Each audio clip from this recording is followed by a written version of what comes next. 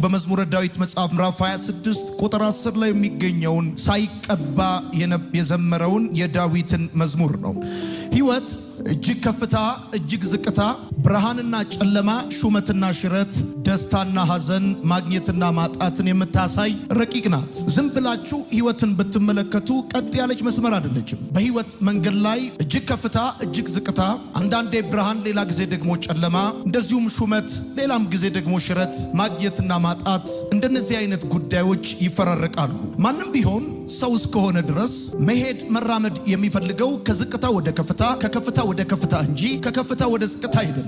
ብዙ ሰዎች አንድ ጊዜ ወደ ከፍታ ከመጡ በኋላ በጣም የሚያስጨንቃቸው ለሌሎች ሰዎች በረከትና መፍትሄ የመሆን ጉዳይ ሳይሆን ከፍታቸውን የማስጠበቅ ጉዳይ ነው። በዚህ ማለዳ በጣም እንድታቁና እንድታስተውሉ የምፈልገው ነገር ቢኖር ከፍ ያደረጋችሁ እግዚአብሔር ከሆነ ዝቅ ብትሉም አቅም ጨምራችሁ ለመነሳት እንጂ ለመጥፋት አይደለም። በጣም እርግጠኛ መሆን ያለባችሁ የሕይወታችሁ ከፍታ የመንገዳችሁ እርምጃ ኃይል እናንተ አሁን የተያዛችሁበት እጅና ማንነት እግዚአብሔር እስከሆነ ድረስ በዚህ በምታልፉበት የሕይወት መንገድ አንዳንድ ጊዜ ዝቅ አንዳንድ ጊዜ ያልጠበቃችሁት ነገር ቢከሰት ማወቅ ያለባችሁ ዝቅ ያላችሁት አቅም ጨምራችሁ ለመነሳት እንጂ ለመጥፋት እንዳልሆነ፣ ምክንያቱም ከማይጠፋ ዘር የተወለዳችሁ ስለሆናችሁ በጣም እርግጠኛ እንድትሆኑ ያስፈልጋል። አንዳንድ ጊዜ እግዚአብሔር ተጨማሪ ኃይል ሊሰጣችሁ ቀጣዩን የሕይወት መንገዳችሁን የምትሄዱበትን ጉልበት ሊጨምርላችሁ ሲፈልግ ከለመዳችሁትና ከምታውቁት ከፍታ ትንሽ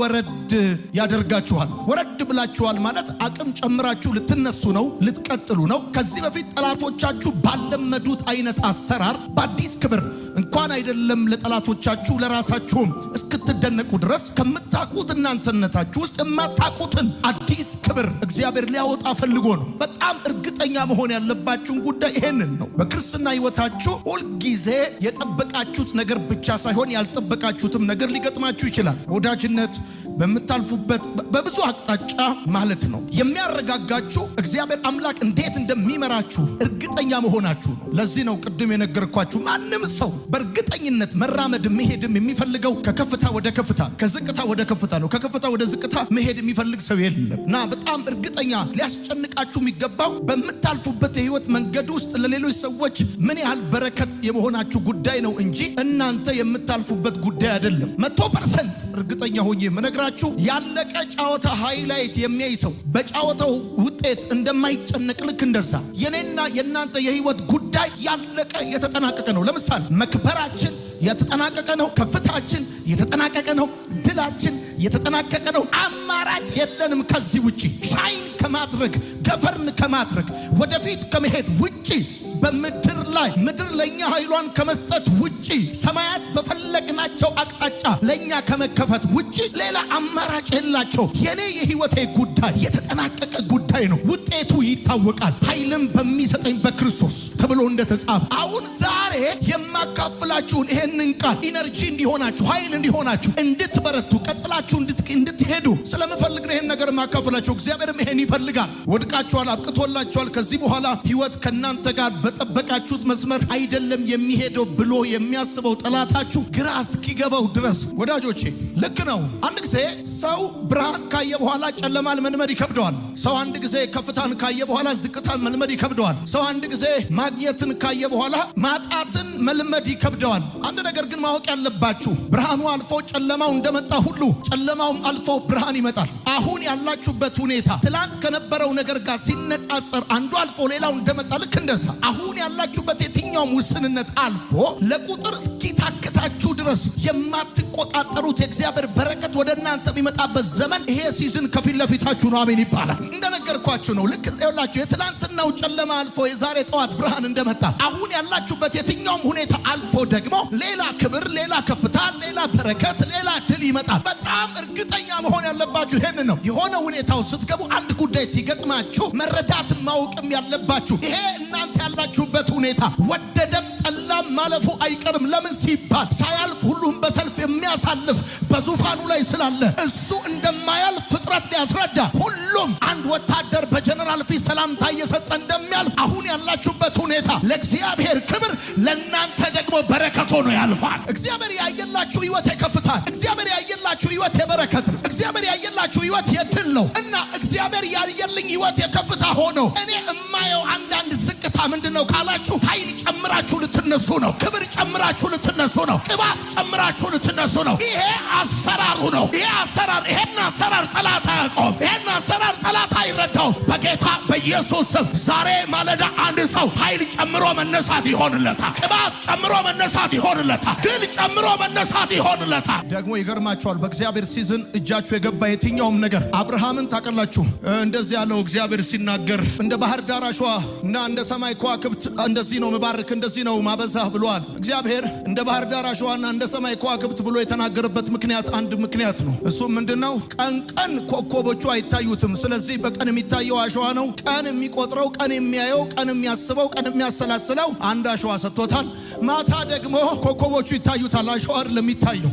እግዚአብሔር አምላክ ሲባርካችሁ ይገርማችኋል። ቀናችሁም ሆነ ሌሊታችሁ ሊያቆመው የማይችል ትልቅ ብሌሲንግ እግዚአብሔር ይሰጣችኋል። ዳዊት እንደምታውቁት እረኛ ነው፣ ዘማሪ ነው። ዳዊት ደራሲ ነው። ዳዊት ነቢይ ነው። ዳዊት ንጉሥ ነው። እነዚህ ነገሮች ሁሉ ነው ዳዊት። በጣም የሚገርም ፉል ፓኬጅ የሆነ ሰው ነው ዳዊት። ለሀገር የተቀባ ቢሆንም አስቀድሞ በቤተሰቦቹ የተገፋ።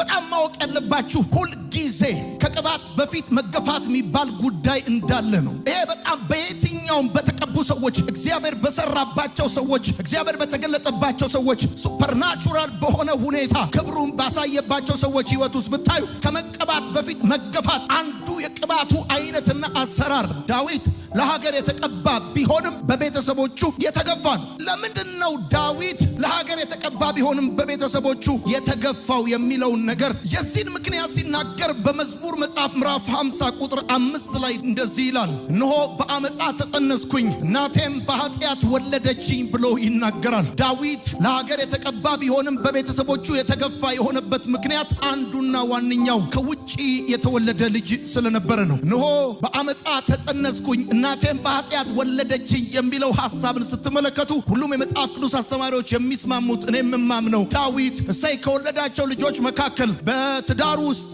የተወለደ ሳይሆን ከውጪ የተወለደ ልጅ ነው። ከውጭ መወለድ ደግሞ የመጀመሪያ ማህበረሰባዊ ተቀባይነት ያሳጣል። አንድ ሴት በዛ ዘመን ከውጭ ልትወልድ የምትችለው በሁለት ምክንያቶች ሊሆን ይችላል። አንደኛው ችግር ሲበረታባት፣ ሁለተኛው ደግሞ ብቸኝነት ሲያይልባት ሊሆን ይችላል። ከውጭ የተወለደ ልጅ ቤተሰቡ ያማርረዋል። ከውጭ የተወለደ ልጅ ጎረቤቱ ይረግመዋል፣ ታላቁ ይኮረኩመዋል። ለዚህ ነው ሳሙኤል እሰይ ቤት ቅባት ይዞ በመጣ ጊዜ እሰይ በሳሙኤል ፊት የረሳው ከውጭ የተወለደ ልጅ እንደ ልጅ ስለማይቆጠር ነው። በምድረ በዳ አራዊት በሞላበት ገና በልጅነቱ የከብቶች እረኛ እንዲሆን የተጨከነበት ዳዊት ከውጭ የተወለደና እንደ ልጅ የሚቆጠር ልጅ ስላልነበረ ነው። እግዚአብሔር ግን የተጣለን የሚያነሳ እናትና አባቱ የተዉትን የሚያሳድግ እሱ ሰውን ሲመርጥ በሰው አይን የማይመርጥ አምላክ ስለሆነ እንደዚህ ያለ ገና ከመወለዱ ጀምሮ እነሆ በአመፃ ተጸነስኩኝ እናቴም በኃጢአት ወለደችኝ ያለ ከሕግ ውጭ የተወለደ በጎረቤቶቹ የሚረገም በወንድሞቹ የሚኮረኮም በቤተሰቦቹ ምሬት ምክንያት የሆነውን ሰው መረጠው፣ ጠራው። እንደዚህ አይነት ሰው የተጣለን ሰው ማንሳት፣ የተጣለን ሰው መጠቀም፣ የተጣለን ሰው ለክብር ማብቃት እግዚአብሔር አምላክ ይችልበታል። አንዳንድ ሰዎች እዚህ ውስጥ ያላችሁ በቤተሰብ የተገፋችሁ፣ በጓደኛ በትዳር በጮኛ በተለያየ ሁኔታ በመገፋት ውስጥ እያለፋችሁ ያላችሁ ሰዎች እግዚአብሔር ሊሰራ ሲነሳ በሰው አይን ሁሉ የተወደደውን እሱን ይዞ አይደለም የሚነሳው። በዘመናት መካከል እግዚአብሔር የተጠቀመባቸው ሰዎች የተገፉ ሰዎች ናቸው። ማህበረሰባዊ ተቀባይነት ያጡ ሰዎች ናቸው። የሆነ እንከን የሆነ የታሪክ ውጣ ውረድ ያለባቸው ሰዎች ናቸው። ልክ ነው። የተሳሳቱ ወላጆች ሊኖሩ ይችላሉ። የተሳሳቱ ልጆች ግን የሉም። አባቴ ተሳስቶ ሊሆን ይችላል። እናቴ ተሳስታ ሊሆን ይችላል። እኔ ግን የተሳሳትኩ ልጅ አይደለሁኝም። እኔ ዲቫይን ፕሮግራም ነኝ። አጋጣሚ አይደለሁኝም። የሁለት ሰዎች በሳምንት መጨረሻ የፈጠሩት ስህተት ውጤት አይደለሁም። ዲቫይን ፕሮግራም ነኝ። ስለዚህ እርግጠኛ እንድትሆኑ የምፈልገው እግዚአብሔር እንደዚህ ያላችሁ ነው። ዛሬ እኔ እጠቀምባችኋለሁ። የተጣለን ማንሳት ይችልበታል። ይገርምሃል። ነቀፌታ ያለበትን ነቀፌታውን አስወግዶ ታሪክ ሰሪ አገር መሪ ማድረግ ያውቅበታል፣ ይችልበታል። የቤተሰባችሁ ታሪክ አይከለክለውም። ያደጋችሁበት ሰፈር አይከለክለውም። የተማራችሁበት ትምህርት ቤት አይከለክለውም። የትላንትና ውድቀታችሁ አይከለክለውም።